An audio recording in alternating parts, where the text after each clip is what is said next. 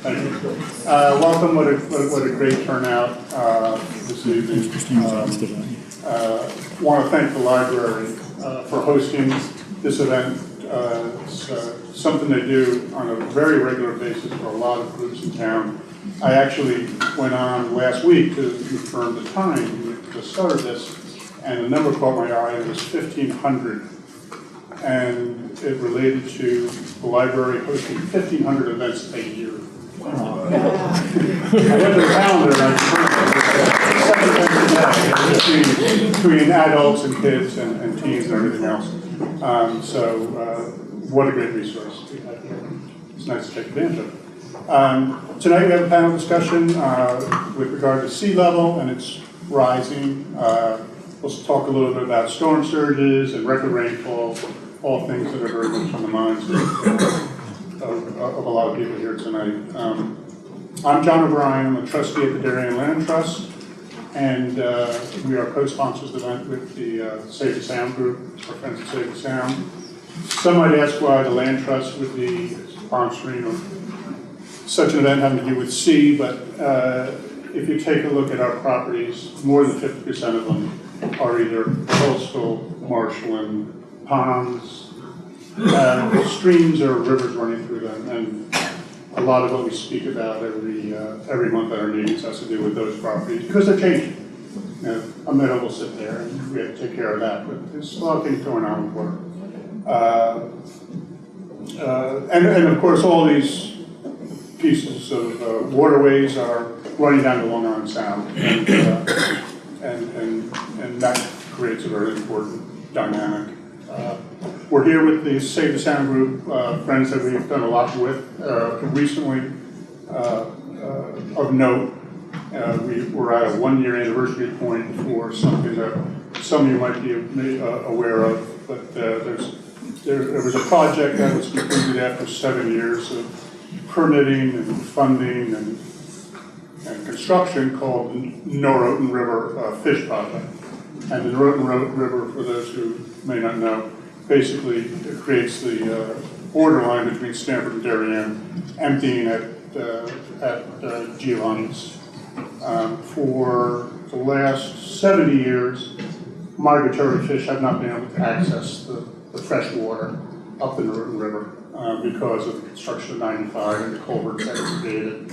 Through a lot of hard work between the Save the Sound group and ourselves and the state, this was completed last year, and in fact, just after it was completed, 400 alewives were deposited in the pond at Olson Woods. Olson Woods is one of our properties.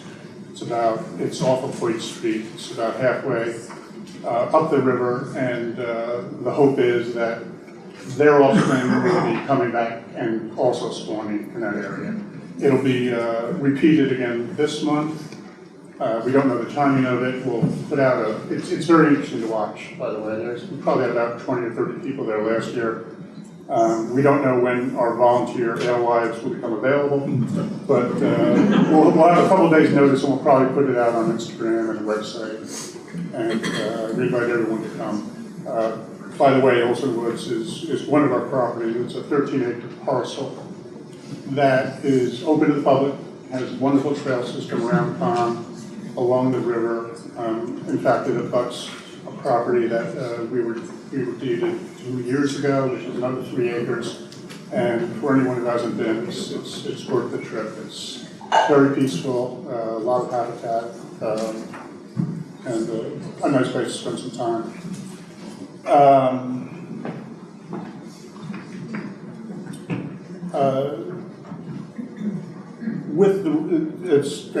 As I said, it's one of the projects we've done with people at our friends at Save the Sound. Kurt Johnson is going to be introducing the panel this evening. Kurt's been, for those who don't know, at Save the Sound for 25 years or so, lending his legal expertise initially and having a few positions, including program director and executive director, and now the president of it. So I'll give it to Kurt to introduce the panel. One last thing, I want to thank our outreach committee at Darien Land Trust for all the work that they've done, putting this together, working with the group at Save the Sound. It takes a lot of work to put something like this together. And two of our chairmen are here tonight, Amy Sobransky and the Schoenberg. Why don't you stand up and get some recognition?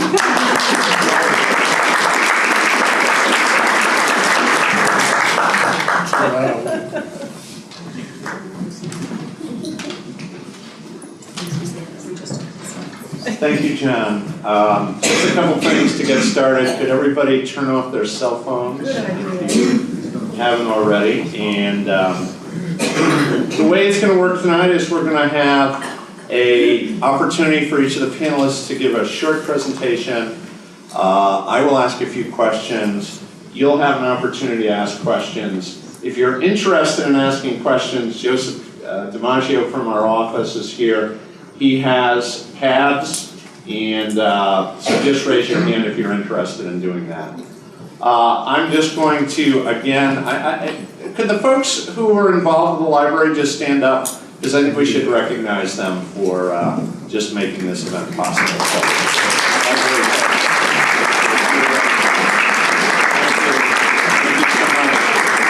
and all the land trust people, if you could also just stand up for a minute. I just want to, Flip and your whole crew, I just want to say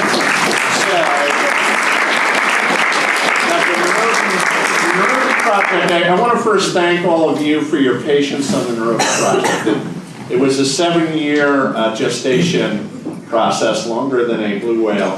And Flip in particular spent hours on the phone with us and was a terrific, polite, and very well-educated badger of both ourselves and the DEEP. But it was a terrific project. If you haven't had a chance to see it, please come and see these animals being released.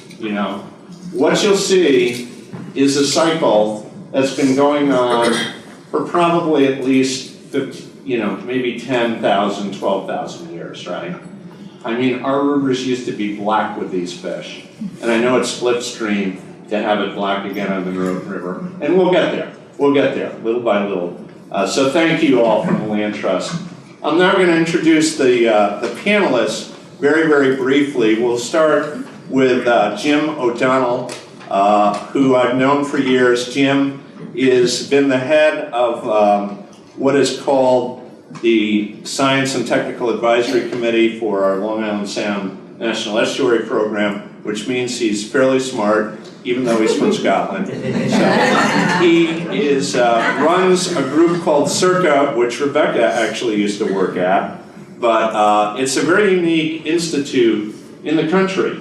We are one of the only states, maybe the only state, that has an institute that's really focused on, resiliency, coastal resiliency. How do we respond as a state?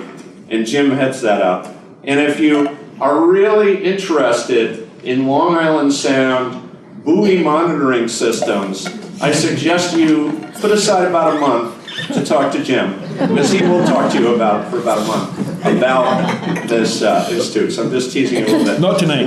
Not tonight, no. Not tonight. I'm busy. Rebecca, again, used to work at CIRCA. She's now the director of, Rebecca French, Director of National Disaster Resilience and Rebuild by Design for the Connecticut Department of Housing.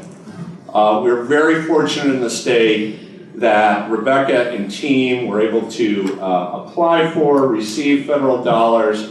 There's a major project going on in Bridgeport that she will tell you all about. And David Settleman, I may even have known longer than Jim. David is the Director of Government Relations for the Nature Conservancy. He has done a terrific job for the past 2 decades of the Capitol, and is going to give you a really good overview, I think, of what's happening on the state level. I think that's a key point that I just want to raise before we go any further, that things are a little stuck in Washington when it comes to these issues. However, having said that, we've been able to increase Long Island Sound funding threefold during the time of a president who wanted to zero it out. So we're having a little bit of success. But there's so much activity that goes on up at the state level, and Connecticut has the possibility, needs to continue being a leader, both in fighting climate change, but also resiliency on Long Island Sound. So with that, each panelist is going to have 3 to 5 minutes for a short presentation. We're going to start with Jim O'Donnell. So thank you very much, Jim, for being here tonight. Thank you.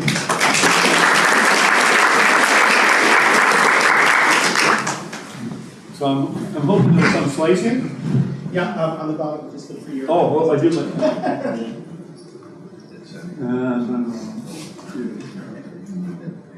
we go. So now I gotta do this. F5. Okay. Okay, thanks for inviting me to speak tonight. Thanks for all of you for coming. There has been sort of a few steps backwards on climate and environment issues in the nation over the last 4 years. But I'm sanguine about the future, especially since so many people who care about it show up at things like this and they vote and they advocate for more wiser decisions. So tonight I don't want to talk about politics. My role here is to try and educate you about science. And I'm a professor of marine sciences and physics at the University of Connecticut. I've been there for over 30 years, and I've been running this environmental monitoring thing in Long Island Sound for about a decade, and for the last few years I've been working mostly on sea level rise.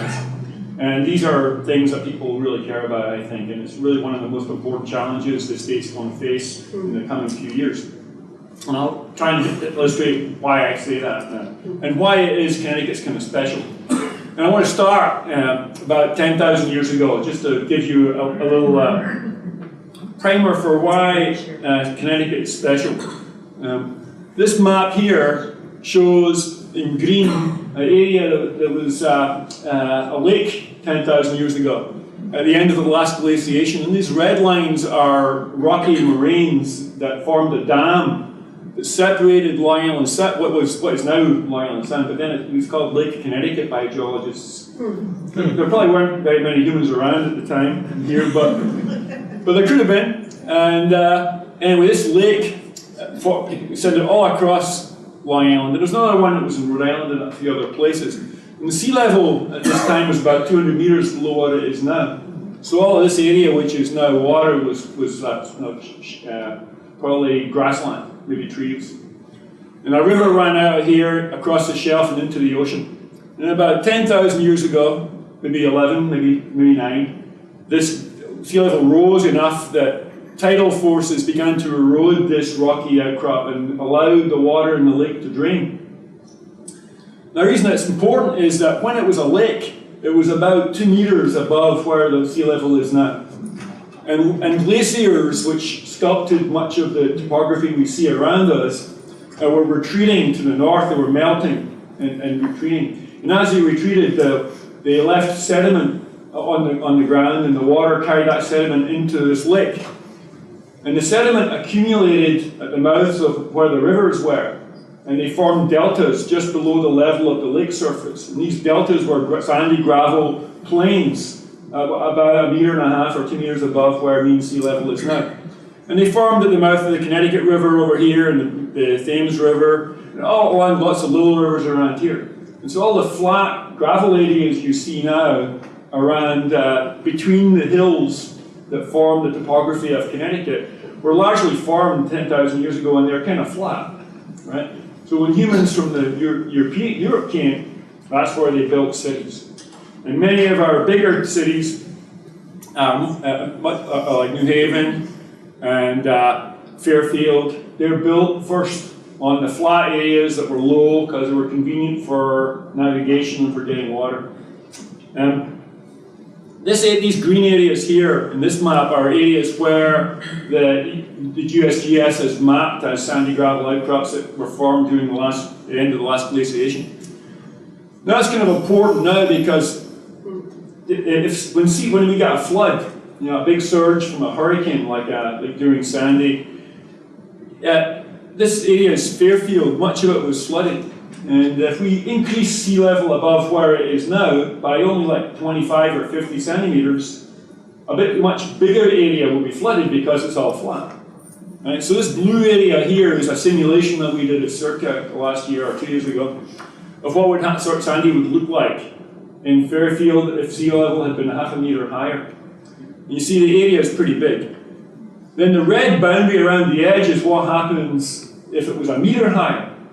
So twice as the sea level was change was twice as large, then you got a really small change in the area of flooding.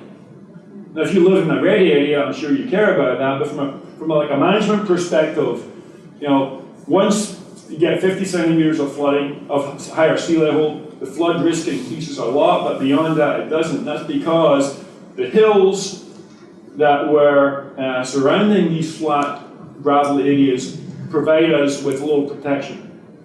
In other parts of the country, the topography is pretty flat and it just gets flat for a long ways. And so when you double the mean sea level change from 0.5 meter to 1 meter, the area that gets flooded doubles. In Connecticut, that's not the case, and so we're kind of lucky in some ways. Now, the first thing I did with Circa was I was asked to review what should towns plan for future sea level. And what was available at the time was this figure, which shows several different scenarios. And on the left here is centimeters, right? That's 2 meters. It's about a little bit higher than me. And on this side, let me move to this one. This is a better one because I put feet on this one. I reviewed what was reported by the government, federal government, and I kind of specialized it for Connecticut. And there's 4 different ways that you can estimate what future sea levels are going to be. And that's what these lines show. And at 2100, they're kind of different, between like 2 and 7 feet, right? And this is sort of what we think now is like the worst case, for 2100. It gets worse after that, by the way, right? This blue is like the best case. This would be the upper bound of what's likely. And these 2 intermediate ones are like 4 feet, and those are what scientific models the IPCC, the Intergovernmental Panel on Climate Change, have developed. So these represent the scientific consensus of people around the world.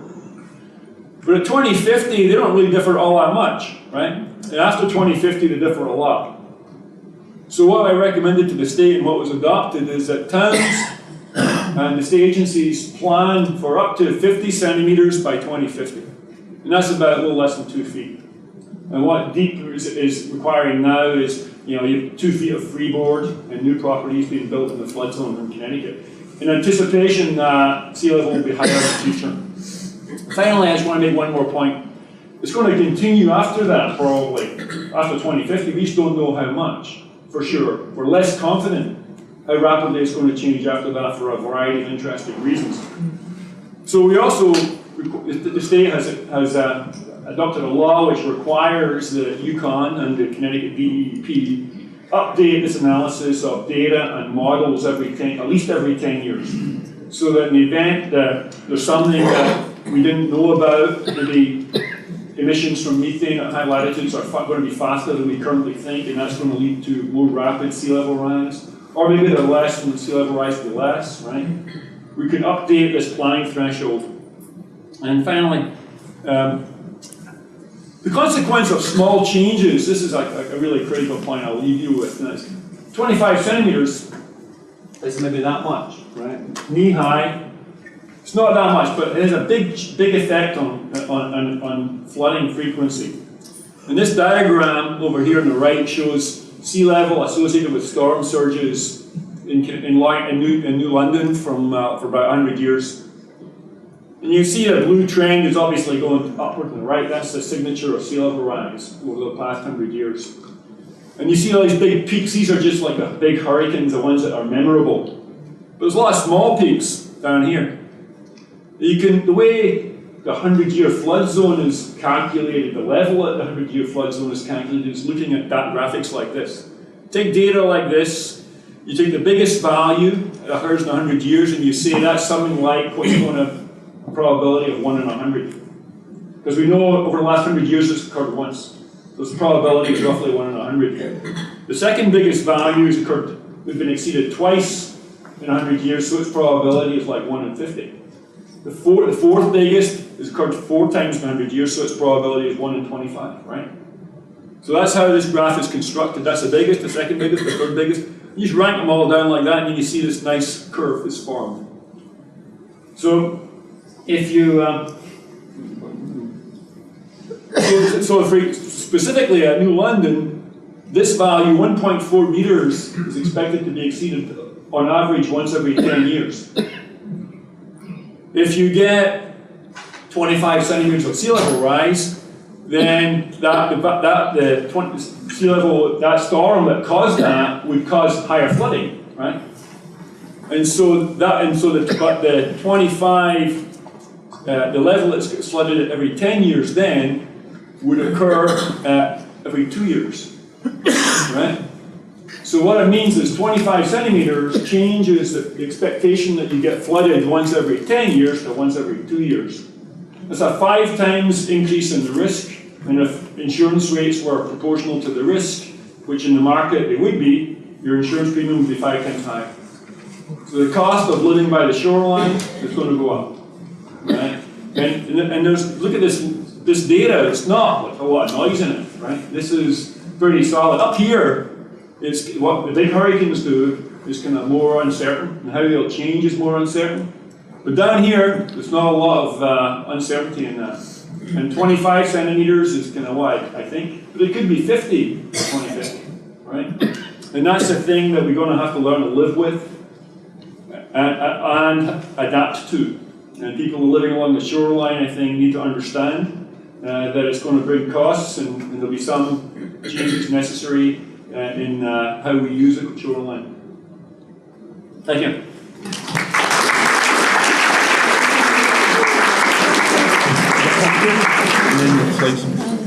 So Rebecca French is going to share a little bit about projects in Bridgeport and others.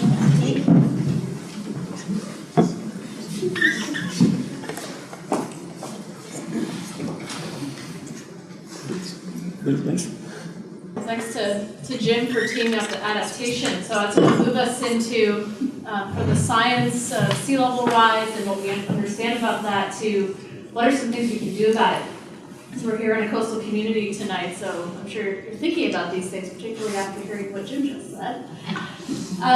These are some different coastal resilience strategies. This is a figure by the Army Corps of Engineers, who is from our federal government, the wing that's really largely responsible for large-scale projects for both flooding the coast and in rivers.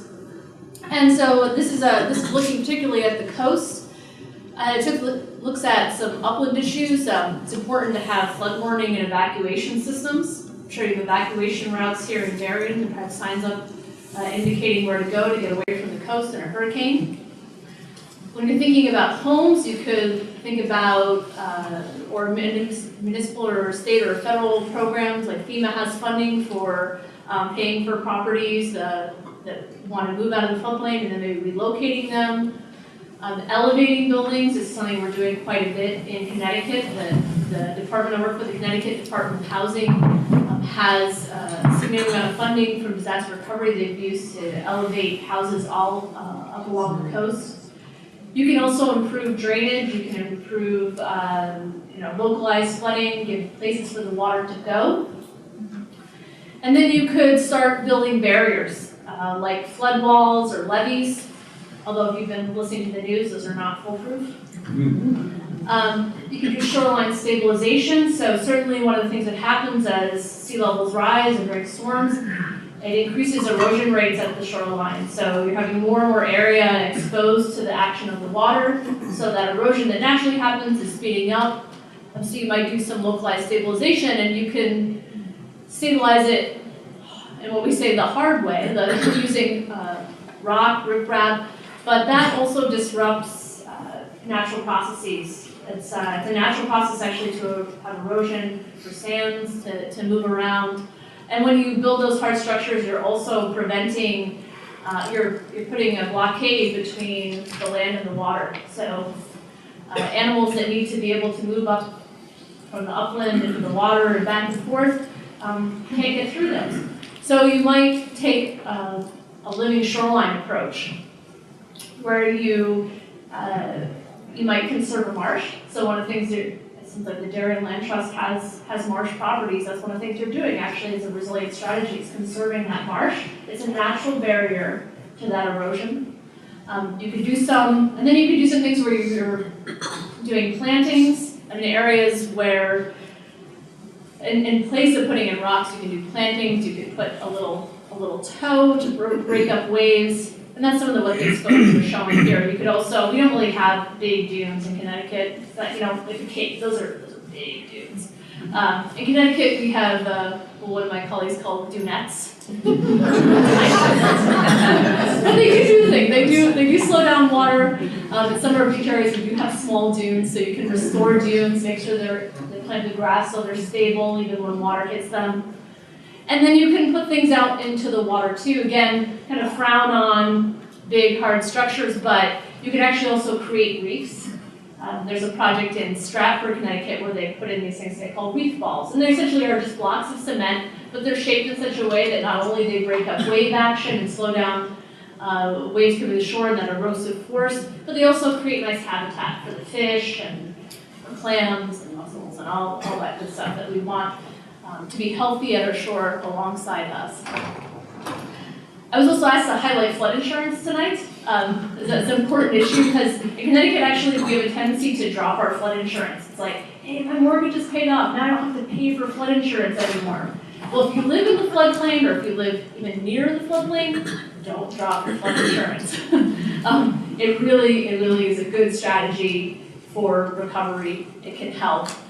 And then at the municipal level, this is a program that's becoming, there's some awareness of it, and I understand Darien has taken some steps towards doing this, is joining something called the Community Rating System. This is a program run by FEMA that is available to municipalities that on that scale, the municipality, if you take steps towards lowering your risk, you do more planning, maybe you do some projects like home elevations, like living shorelines, like conservation, that lower your risk as a community-wide, you can actually get a discount on that flood insurance for everybody living in that community.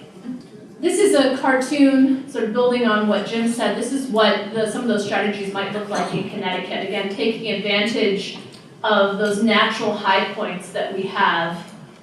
So here, this is like that natural high ridge line, that naturally resilient area. And in between, like you might elevate homes, have a little dunette, some living shorelines. We build some structures around power plants, things that are really not movable, and they can stay where they are and they cannot get flooded.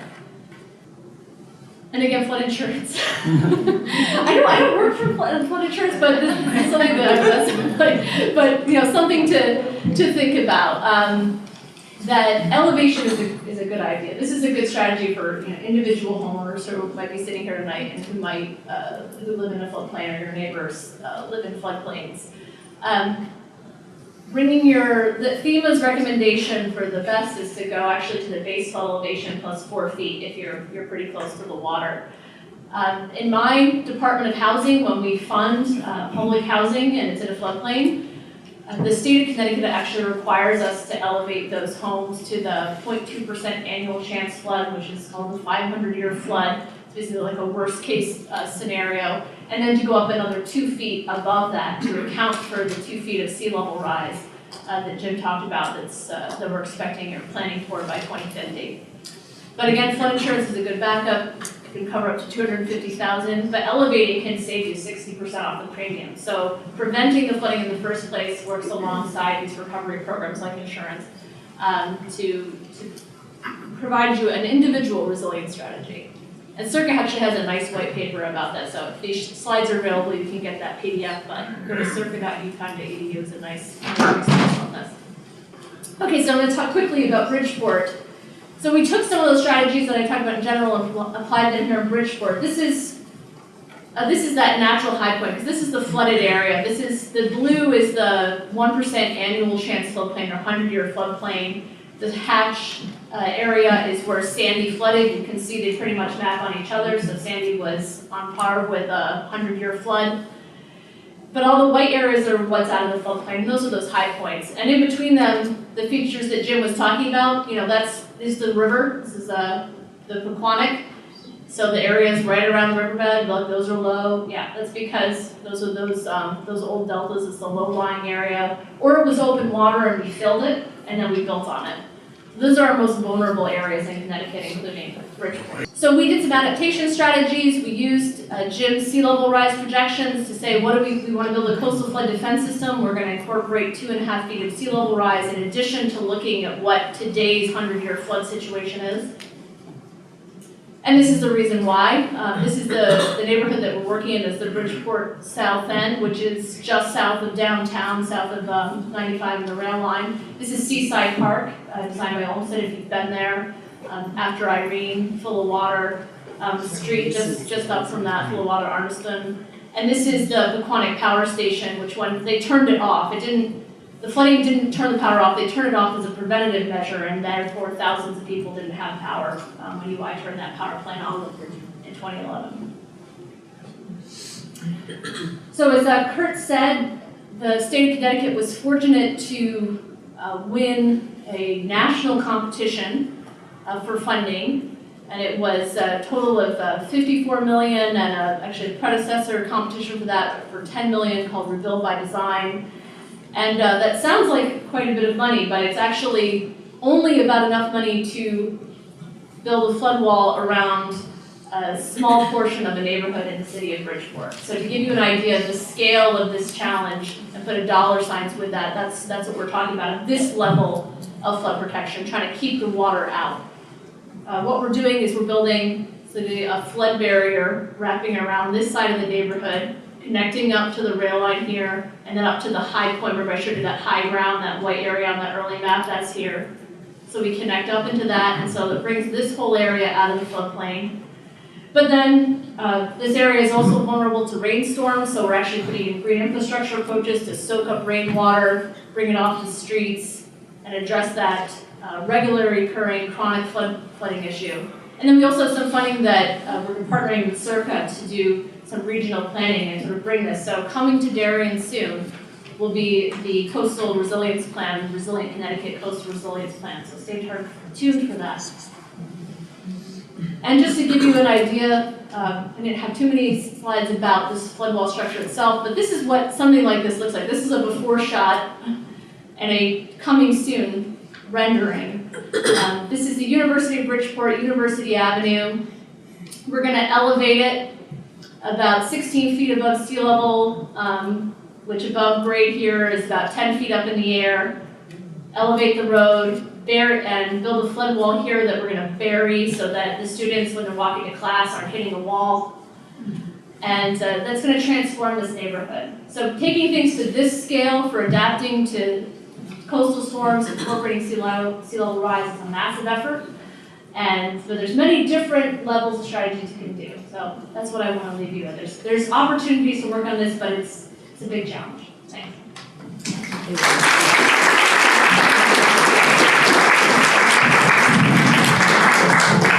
And David Sutherland from the Nature Conservancy to talk about state strategies. Right, and I'm going to be PowerPoint abstinent here. I'm not using PowerPoint. So I'm with the Nature Conservancy, and we started getting concerned about sea level rise and coastal storms probably about 12 years ago. And we worked with NASA's Goddard Space Institute to develop our version of a modeling tool that could predict into the future several decades based on different storm scenarios or sea level rise scenarios down to the neighborhood or even street level, which areas, which streets were going to be flooded during different types of storm events, different sea level rise scenarios. And we also overlaid that with demographic information. How many people currently on that street or in that neighborhood are over 65? How many are renters as opposed to owners? What type of community resources do you have there? Hospitals, railroad stations, that sort of thing. And we used that to start going out and talking to different communities, different councils of governments about better planning. And we started hearing feedback from some of those officials about things that were wrong with state laws or things that were preventing them from doing things they felt were necessary because of a deficient state law. And I remember in July 2011, we had a fairly big meeting trying to decide how are we going to get any attention up in Hartford to these issues. People are really feeling them acutely along the coast. How are we going to get anyone to pay attention? And then that year we had Storm Irene. Problem solved. Problem solved. And so the next year, beginning in January 2012, the legislature appointed a sea level rise, a shoreline preservation task force to look at these issues. And there were 16 legislators from both parties, and then there were about 5 or 6 of us who were not legislators. I think Jim's wife was on it, who's a coastal engineer, and had presentations by a wide variety of experts. One of the ones I remember most clearly was a fellow from the Army Corps of Engineers, and they had done various disaster projections, and he showed a slide about one of those huge construction dump trucks. We're not talking an F-150 here, but huge construction dump trucks. And he said, just in Connecticut, if a 1938 hurricane struck Connecticut now, depending on where it hit, it would take to cart away the debris, the building debris, the trees, damaged roadways, it would take 2.5 million truckloads to cart away the debris. It's just one little aspect we might want to think about. Where are we going to have those trucks when the storm hits? So it was a very interesting back and forth, and I think right then the increased awareness that we saw from Storm Irene and then a year later Storm Sandy created quite a few conflicts in terms of what protection methods are the best to use. When we think of the second slide that Rebecca showed with all those different techniques, each of those carries some costs, some benefits, some disadvantages. And part of the challenge we've got here in Connecticut is if you think of our coastline compared to the Outer Banks of North Carolina, the New Jersey shore, the Outer Cape, our coastline is much more variable. You've got a rocky outcropping, and then you've got a southeast facing marshland, then you've got a sandy beach that's facing due south, then another rocky outcropping, then a southwest facing tidal marsh. So not only are there different physical conditions, but they're facing different directions and therefore being exposed to different routine currents or wave action. And then depending on which direction the storm hits, they're facing very, very different surge situation or circumstances. So it's really a challenge for coastal engineers here, for the regulators to figure out, is it better to be elevating houses? Should we be using seawalls or other types of coastal armoring? Part of the reason that the Conservancy was concerned about these issues is not only because of the coastal habitats that are going to be submerged and inundated, but we're also concerned about some of the techniques that we're going to want to use to protect properties. Seawalls do a great job in some locations. They're cost effective. In other places, they can actually exacerbate flooding. And in many locations, they can do a lot of damage to natural habitats, such as tidal marshes or tidal flats, that left in a healthy condition, they can actually provide a pretty important buffer to storm surge. So our DEEP, some of our town commissions were faced with trying to help residents make decisions about what are the best techniques to use to protect their property. And so the state passed, coming out of that Shoreline Preservation Task Force, passed a series of legislation in 2012, 2013, and 14 that struck compromises. I left out on the table there a list of some websites that are resources for coastal adaptation, and also a list of some of the legislation that was passed. And a couple of the bills, first of all, established a regulatory preference for living shoreline techniques, what we call softer techniques. Perhaps using structures underwater or softer types of barriers that generally are going to do less damage to natural habitats and leave those in better condition. But it also provided some situations in which armoring or seawalls are going to be permitted. We also passed legislation that requires any new sewage treatment plants for their design to take into account sea level rise. During Storm Sandy, there were a couple of absolute horror stories over on New London of sewage treatment plants that were inundated and were spewing sewage into neighborhoods for weeks after the storm. We came very close here in Fairfield County with a couple of sewage treatment plants. We were very fortunate, but now going forward, any of the designs for new ones have to incorporate sea level rise, and it include things like don't have your electronic controls on the ground floor or up at a higher elevation. You might need seawalls in some cases to protect some of these sewage treatment plants.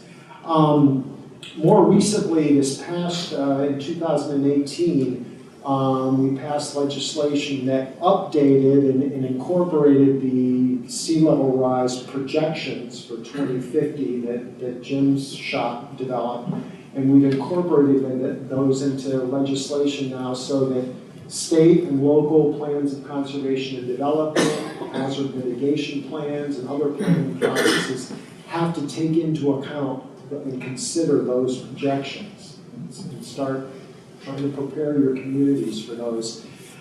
This legislation also required state-funded buildings to incorporate an extra 2 feet of freeboard. That term freeboard refers to the elevation above your 100-year storm. So if your property is, say, the ground floor is it 3 feet above that elevation, it's gonna, when it's rebuilt or if it's new construction, it's gonna actually have to be the bottom floor is gonna have to be 5 feet above that base flood elevation. So the state is trying to sort of strike compromises between some of those different methods of protection and what's going to work the best, what's going to protect natural resources most effectively. And then most recently, we're trying, including this year, to get some funding for some of the projects that have been developed through the councils of governments, by local municipal governments, some very good engineering firms. Yale University's been involved with designing projects to address local vulnerabilities. We've got a database, and I left a link to it out on the table there. It's 490 projects that have been developed. I think there's 3 from Darien, one at, is it called Pear Beach, then Wheat Beach, and then there's another one inland in Darien. And we need money for those. We need some help from the state to help local municipalities start moving forward these and experimenting with these. Again, not all of these projects are going to work because we do have such a variable coast. And we're going to have to experiment, make some mistakes, learn from those, and keep sharing that knowledge across various regions and municipalities. So, as a lobbyist, I'll say, talk to your legislators. If you're concerned about these issues, let them know that the kind of help that you think would be most effective for your municipality. Thank you.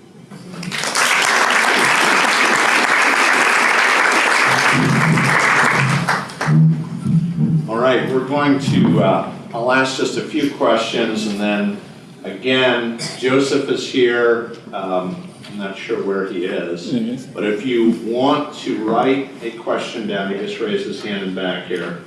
Please just raise your hand. He'll get you a pad for questions. So the first one I'll ask is, Are there maps available to local folks in the audience who want to understand the vulnerabilities that they face from a coastal flooding or sea level rise perspective? Are there resources they can turn to? So that's question number one. Yeah, there's a few. The state has some good mapping resources, and on that mythical piece of paper I left out on the table out there, there's a link to the Nature Conservancy site, or if you Google coastal resilience, you can find it, and it's that tool is now being used in a lot of other states and even other parts of the world. But you can click on in the United States and Connecticut, and then it's pretty user-friendly. And then I think the state's also got some mapping resources as well. And I put some links to the states, I think to CERCA's website and to DEEP's. DEP's got a very good page that's a lot of different links on it, including some mapping resources. Go ahead. Yeah, I'd like just to say that those resources are pretty useful for a general appreciation of the scope of the problem across the state. But because many towns and roads are affected by very small scale structures like tide gates and bridges, that much more detailed analysis needs to go into any plan of action prior to investing. So I think the problem is that the coast is very complex, and there are regions where a large area will be affected by a small tide gate or a small bridge, and other places where these coastal adaptation tools and maps that are available on our websites are useful. But I think that more needs to be done for specific projects. Okay, thank you. I guess I actually have a question for Rebecca. I think there's an interesting story to be told in West Haven. There's a lot of common, at least, thinking and comments that I've heard about a lot of resistance, which is true in many communities, to the idea of retreat. And there was a very interesting story in West Haven. It's a small 1950s subdivision, ranch houses, very working class neighborhood. And just the experience that they had along this little coastal creek. I don't know if you want to tell that story, Rebecca. Sure. I don't want to take any credit for what happened there. I've really actually been studying what they did in that community, and actually, as I've heard about it, it was community members themselves who lived in this neighborhood around Oldfield Creek. Is it Sandy Point? I think it's called Sandy Point, right? Yeah. So if you've gone birding, the Audubon owns some property there. Sandy Point's a good birding spot, and that's also where West Haven has a big beach. And just up from that is Oldfield Creek, and the whole neighborhood around that is really built on the marsh that surround the creek. And so that neighborhood flooded in Irene, all the basements flooded, and then flooded again in Sandy. And the homeowners there, who it's a lower income community, they just said, you know what, we don't have the financial resources to keep fixing up our homes.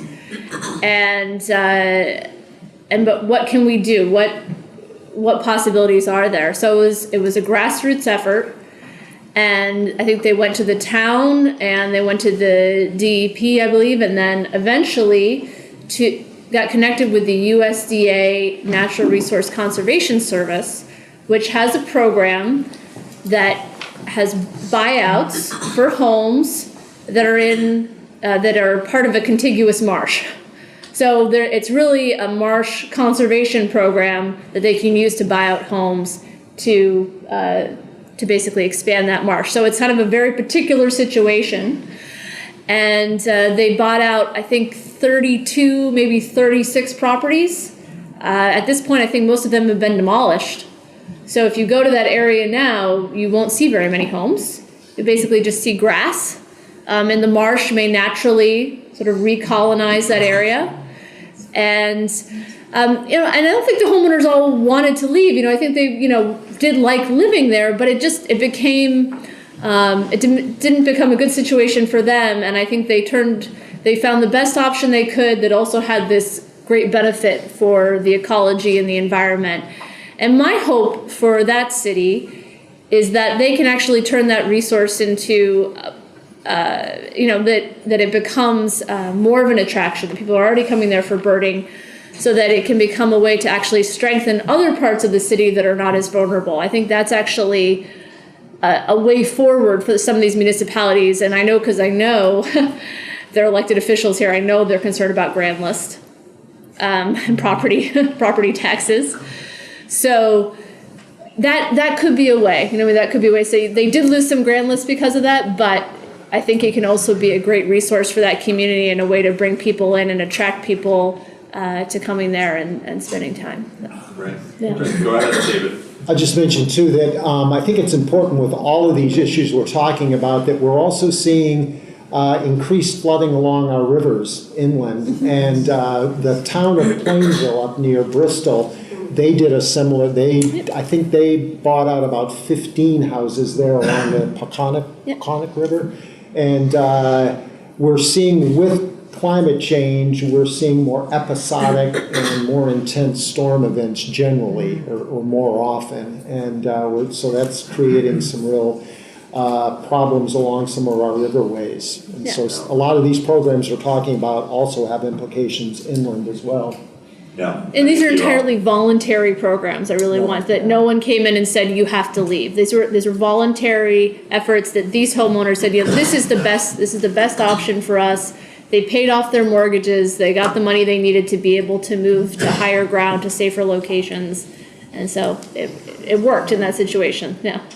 I'll just mention another small area that's not fairly analogous, which is Long Beach in Stratford, where there was a small community of summer cottages there that had been rented out by the city. It was no longer viable for a variety of reasons of this, that, and the other thing. And the U.S. Fish and Wildlife Service bought it out, replaced that barrier beach dune system, and it's now a natural system protecting both Stratford and Bridgeport.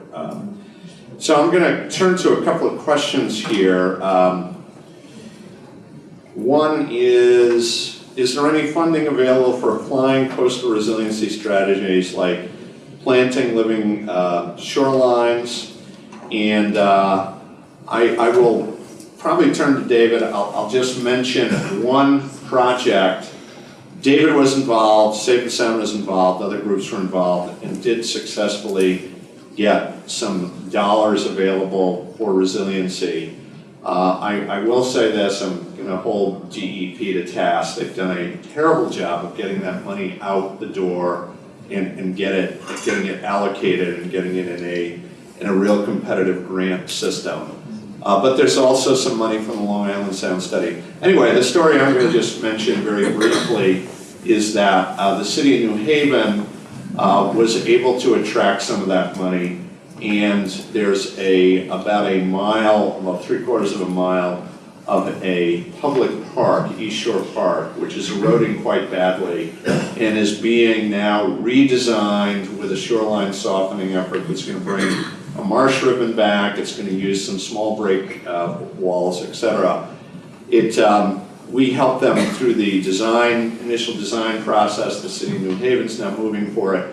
And I think one of the things I really want to point out is that right now, if you go down to that shoreline, there's about a 4-foot drop, right? Just a big erosional bank. People can't use that shoreline. It's going to be returning about 3/4 of a mile of shoreline to all levels of people to use. If you go down to East Shore Park, it's an area with active recreation with every imaginable stripe of individual in the world playing either soccer or basketball or whatever, and it's going to return that level of shoreline. So, David, I think we agree, what we really need is a continual source of funding for those kind of projects. I'm going to stop and let you make any comment you want to. Well, I think part of the problem here is that with our state budget, our ongoing state budget crisis and the reduction in state staff at all of the agencies, including the Department of Energy and Environmental Protection, which has lost about 26% of their staff over the last decade. We were able to get some money for them to distribute as grants for these types of projects, but they are already administering more grant programs than they can handle with their existing staff. So I take them to task, but I also understand that they just did not have the staff.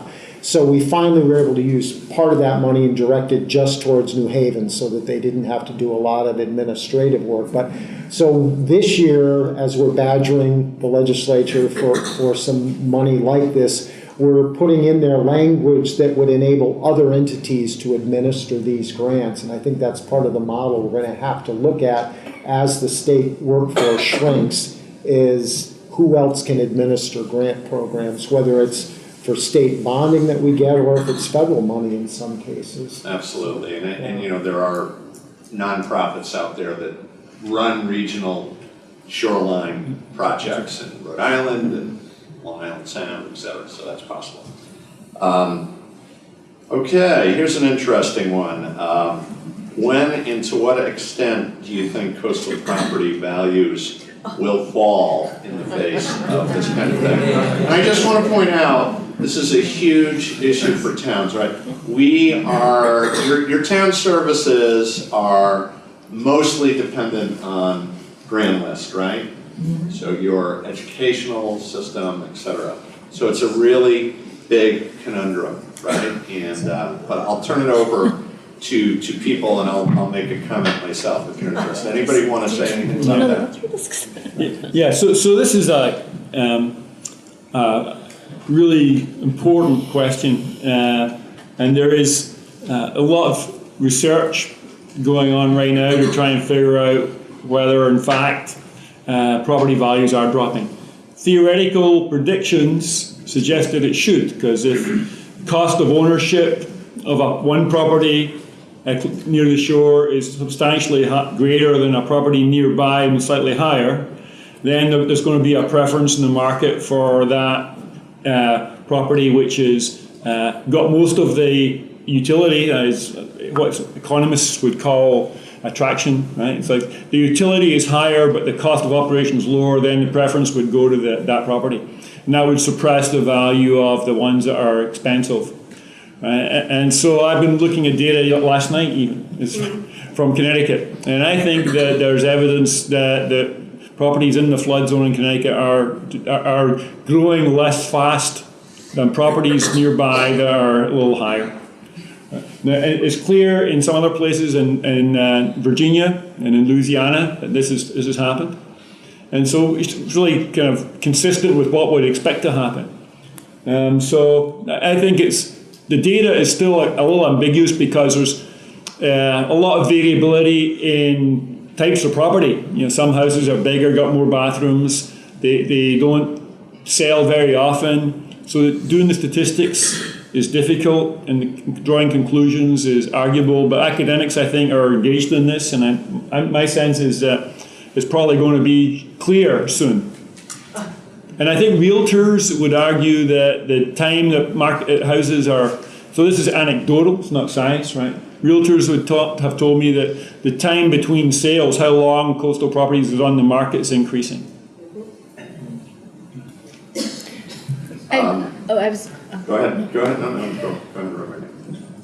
No, I've particularly in my previous role when I was working as director of community engagement at Circa, we're talking to towns about this issue.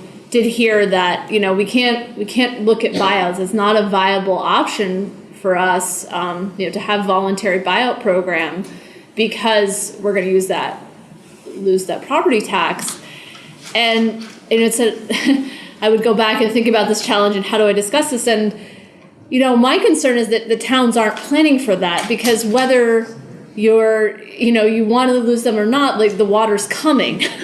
So So, and I know that from the science, I know that from talking to Jim, so we have to plan for that. I'm also worried about the grand list, not because of a policy that might encourage buyouts, but because these properties are going to be impacted more and more. So if you want to have an economically resilient coast in Connecticut, you need to think about your future planning and say, well, where's our economic center? Where's our future property value? Where is our town going to go? And those conversations need to happen today so that we're ready for the impacts 10, 20, 30 years from now.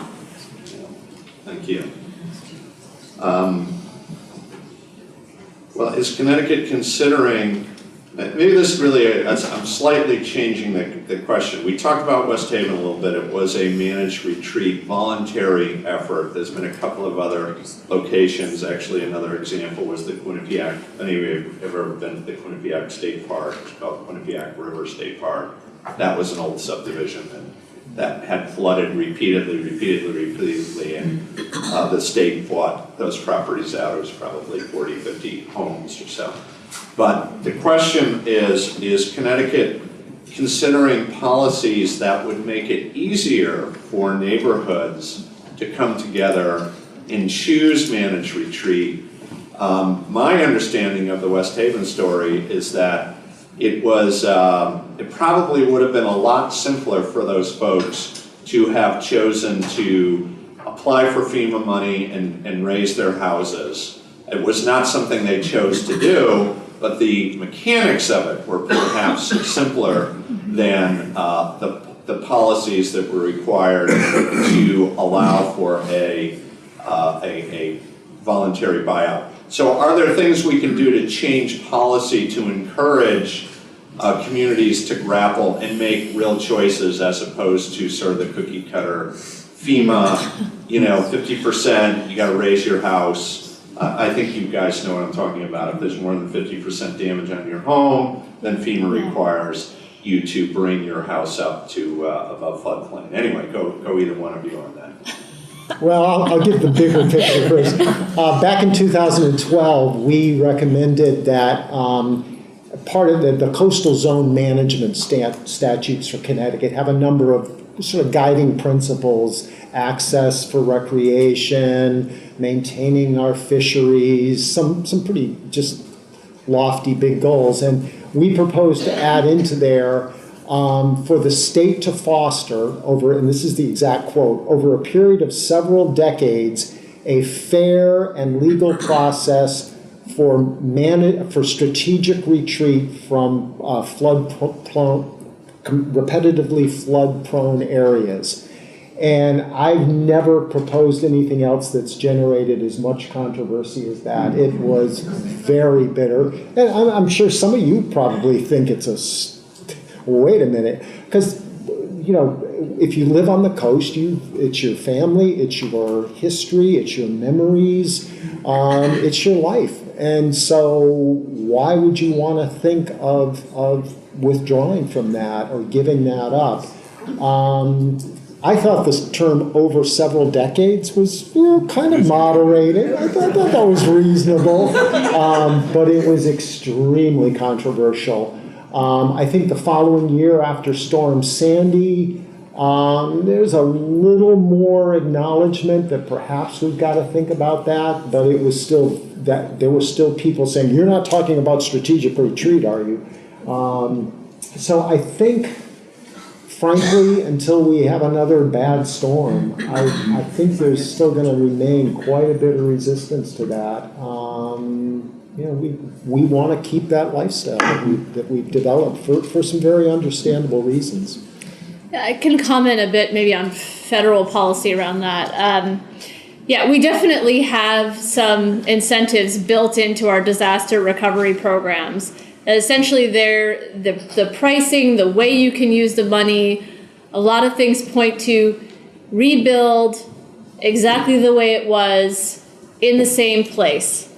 And that's how the congressional statutes are written, and that's how the rules, once they went to the executive, have written them.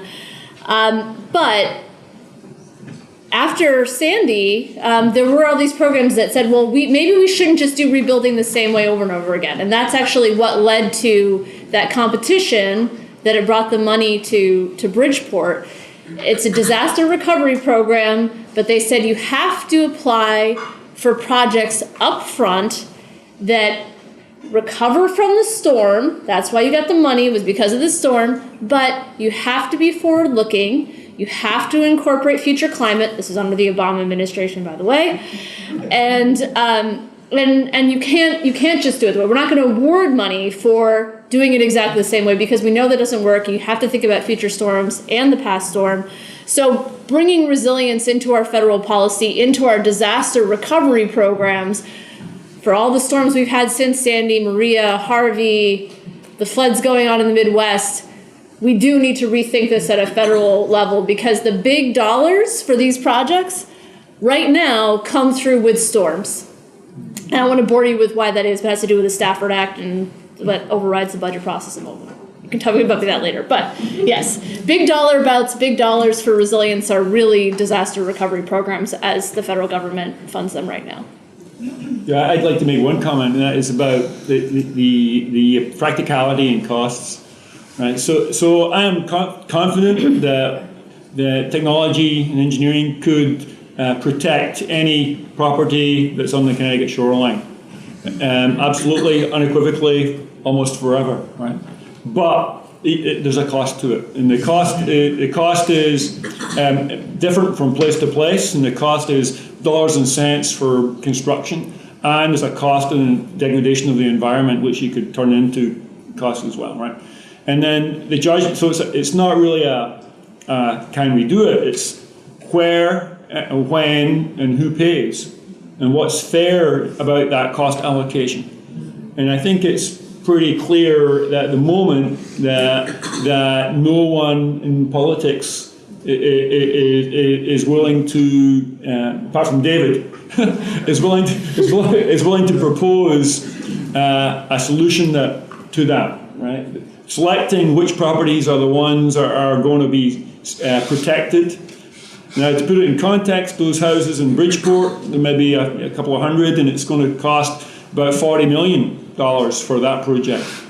And so multiply that by a couple of thousand, and that would be protecting some of Connecticut. So it's really not feasible to do everything, and so tough choices are going to have to be made.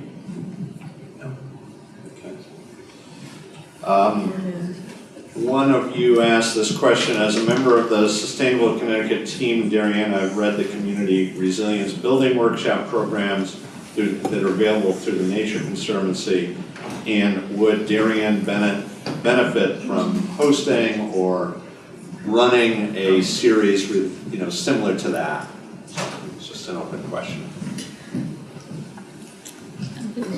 Yeah, we think it's a really important program, and in fact, our Connecticut staff was hired by the state of Massachusetts to give that program to the coastal communities in Massachusetts. Now, we're all using it, and just a couple of weeks ago, we signed an agreement with Rhode Island, and I think this year 4 communities over there are going to be going through that process. Michigan is starting to use it around their Great Lake areas. So that process, and there are some other good processes out there for doing this type of planning. I think the most important thing is to get your community talking, certainly before the next big storm hits. But as you know, in some areas, just even what we call lunar high tides, 4 or 5 times a year, are creating some now routine flooding that's pretty serious. So I think the important thing is to just choose some mechanism to get as many people in town talking as possible. I'm going to ask a Long Island Sound-wide question.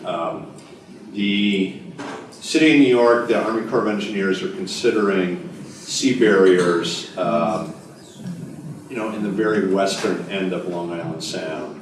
Sea barriers that would prevent coastal storm surges from running up into Manhattan and New York City. So my question really is, what kind of impacts might that have on our area of the Sound, is there the possibility of refraction of that kind of surge bouncing back and affecting flooding in this western part of the Sound?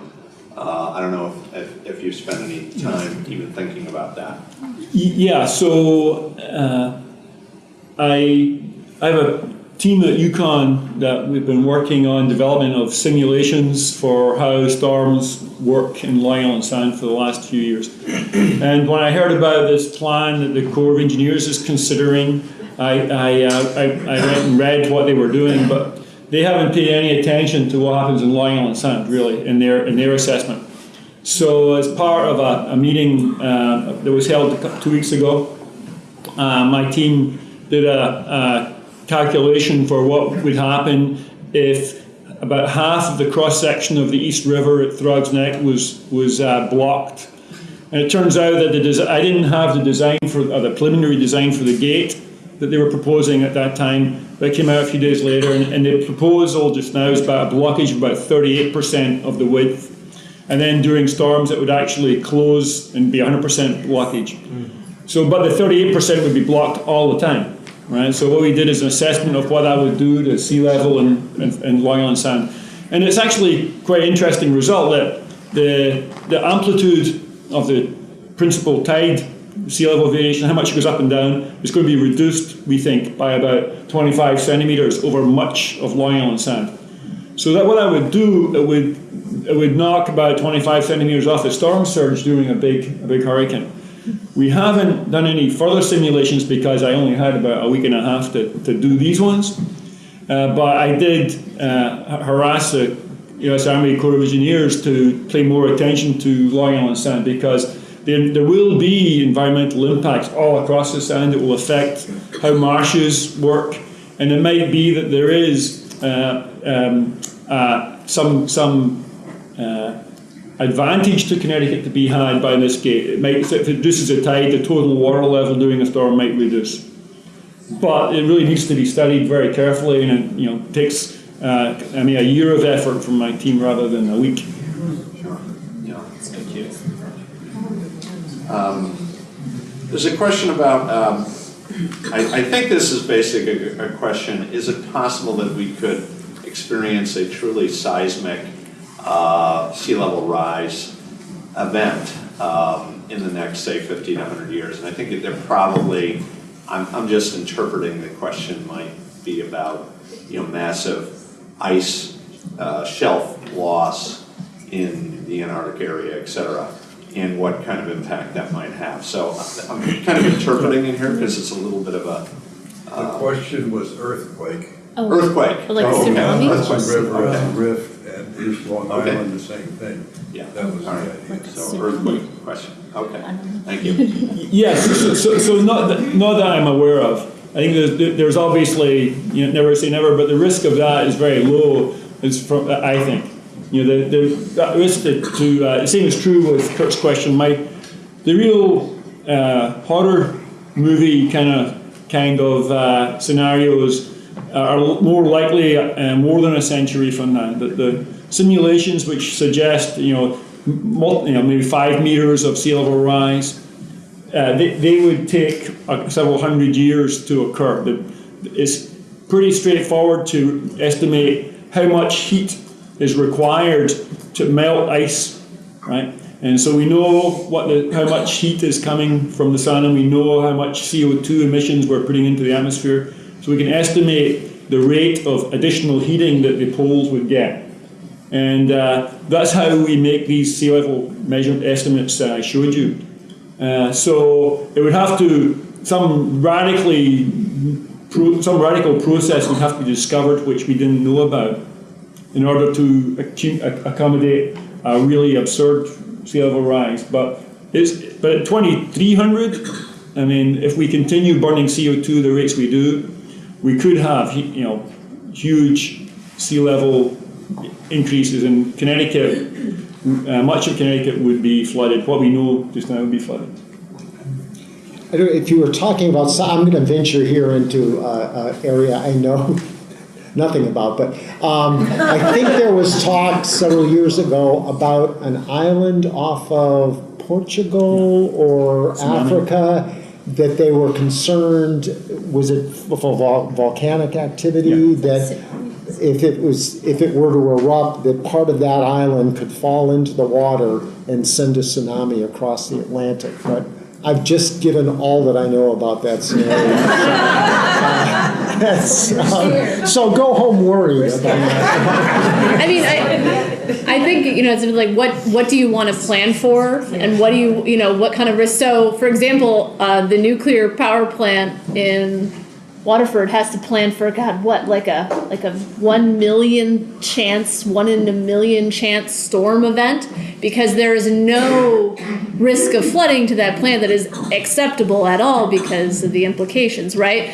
But if we were to plan for that level of flooding and the flood wall, the flood barrier I'm trying to build around Bridgeport, if I was planning for that kind of a scenario, I'd be building, something the height of a skyscraper around the side of Bridgeport, which is be completely infeasible and, astronomically expensive. So when you're thinking about the kind of risk, there's always a risk that you can't adapt to, which is why you need to have evacuation routes, why resilience is about actually having a lot of ways to deal with different scenarios.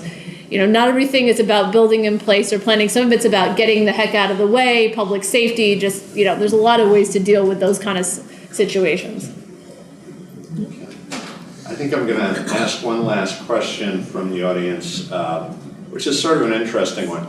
Suggestions for re-repairing a driveway on the water's edge. This happens to be in Ash Creek, Black Rock area. So it's kind of like a very practical question. Someone who has a driveway down near the coast area and suggestions on what to do to repair, replace it. I would go for permeable pavers, something permeable. So I'm thinking a lot about, if we're talking about if you want to repair your driveway in a resilient way. Don't just put down blacktop again that the water runs off it and then takes the chemicals off it every time it rains. Put things on that the water could soak through. So permeable pavers way to that. Or if you're going to put down blacktop again, you can slope your driveway in such a way so that the rainwater maybe goes into your yard as opposed to into the sewer. And in Black Rock, I think that's not sewer separated. Don't quote me on that. I'm not sure which is sewer separated and which isn't. This is different Black Rock. There are multiple Black Rocks, sorry. Yeah. So Right, this is. yeah, so but that's in Bridgeport, okay, sorry about yeah. So that area is definitely not sewer separated, so you don't want to put more storm water into that system. So you want to do what you can to keep the storm water out of the sewer system, infiltrate into the soil, or ramp your driveway in such a way that the water flows into your yard or into some green space. Thank you. Well, thank you, audience, for some great questions. I've been asked just to speak and kind of wrap things up for 4 or 5 minutes, and hopefully take what is a pretty depressing and difficult issue and talk a little bit about some hope. We have done amazing things in this state. I don't think you probably may not realize this, but we are one of the only states in the country that decided when the federal government stopped investing in sewage treatment plants and in sewering back in sort of the 70s when we had huge sewage issues. We decided as the state of Connecticut that these were waters of the state, and there was a major infusion of investment in that infrastructure. We did it for about 35 years. We've upgraded every sewage treatment plant around Connecticut and in New York. And we just released a report card, which is out there, which shows that the waters out here have improved dramatically. We've sort of forgotten about the power of collective action. We're living in a time when things are very fractured and it's very easy to be depressed. We're now facing really different kinds of threats than we did in 1970, in 1979 when the state invested in waters of the state. We still have to be thinking about, this is a photo from the Merritt Parkway on September 25th, 2018. There was 4 inches to 8 inches of rain that ran all through the Merritt area. This is a poor gentleman coming to his car in a park and ride lot on the Merritt. And in Hamden, Connecticut, this is probably Hamden, there was 8 inches of rain that landed within a 3.5 hour period. What rain problems are all about is how quickly they come and how much. If this had been over 4 days, there wouldn't have been a problem. But this is one of those situations where you're saying, honey, I lost the car. So what do we do about these problems, right? So creating resilient communities is something that we can do through a variety of different techniques we talked about. But a $20 million fund, which you might say is a lot of money, let me tell you something about what the state's been spending on sewage upgrades. We've spent about $100 million on average for grants to cities to improve their systems over the last 25 years. So $20 million is something that a state like us can do, okay? And what we could do with that, if it's repeated, is we could get 1 billion gallons of this kind of storm water that Rebecca was just talking about back into the ground. It's going to not only stop flooding, but it's going to clean up, your rivers. It's going to prevent flooding. It's going to help return habitat, and we can do it through simple things like this, which is rain gardens. All of the rain coming off can go into these sunken little areas. The beautiful advantage of it is that anybody of any age can get involved. We started doing about a half a dozen of them in New Haven with these kids at Troop School. And what happened was then the city of New Haven, we worked with them on a feasibility study. They got excited. They wanted to make it a practice. And there was work that David did with us and many others up at the state. Got some funding aside. Again, frankly, DP couldn't get out of his own way, couldn't get the money out on the street. We're going to change that. You need to help us with that. You got to let the commissioner know, if you get some damn money, figure out how to spend it. Like, we're hurting here, people. This is just as important as what we did when we had the problem of sewage all over the Sound, right? It's just as important. It's not acceptable not to do it. Anyway, Marty Looney, the Speaker of the House, Majority Leader, got money in. This has moved from 6 or 8 projects, and now there's 200 of these happening in the city of New Haven. We're going to have 88 million gallons of water back into the ground, right? We can do this. You've got to believe in yourself. We have the power to do it. I couldn't agree more with what Rebecca was saying, what you were saying about needing to do this on a town level, right? Our little town of Branford, we're kind of a pathetic little group, right? But let me tell you the story. Really interesting. We did our new plan of conservation and development, right? You've all heard of that. A bunch of people got together. I was shocked. I didn't do any lobbying at all. I just showed up. And there's like 80 people talking about coastal resiliency. We got to take care of flooding, etc. So out of that, I got up and said, hey, you know what, guys? We actually can't just have this part of the plan. We got to have a capital project, right, for your town. Put some money aside, right? Put some money aside. They now have $1 million resiliency fund. It's just a start. It's not going to do everything, but it might take care of 2 or 3 of the highest level projects, right? We've got to keep it. We got to keep it happening. This is a group of kids down in Bridgeport at the Beardsley Zoo.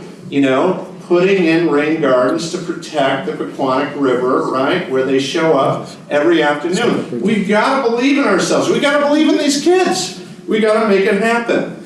So here's, a little story about rivers. This is 6 feet of an old rotten dam upriver from Westville. I don't know anybody been to New Haven. Westville's that little neighborhood on the west side, but very urbanized, right? If this was a dam built in about 1730, hasn't been maintained, if it were to let loose, it would bring 6 feet of slime and muck down into Westville, right? Next time we have one of those projects, it might have happened. We took the dam down, right? And this is what we're seeing now. The river's alive again. The fish are coming up again. We're protecting Westville from floods. You see those houses on the right way up there? Well, the water level's now 5 feet lower for those houses. They used to flood every spring. That's what resilience is about, right? Yeah, this was $1 million project. It cost some money, right? But David is great. He'll get us the money up at the state capitol. He'll tell Katie Dykes to get the hell out of the way and spend it, right? And you'll get your town of Darien to come up with plans and make it happen. So, you know, the last thing I'll just say is that our little state of Connecticut now has this plan for climate action for 2023.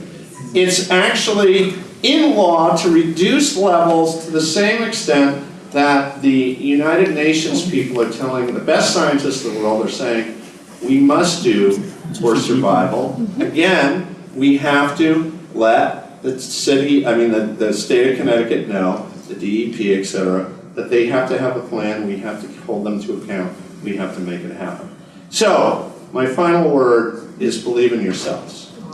You can make it happen here, folks. You've done it before, right? You brought Long Island Sound from a sewage-filled S-hole to, now coming back to life. We can do the same thing here.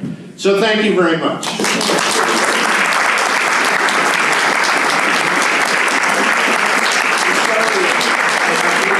I do apologize that you couldn't stand up and ask your questions, so sorry about that. But thank you to them. Another round of applause.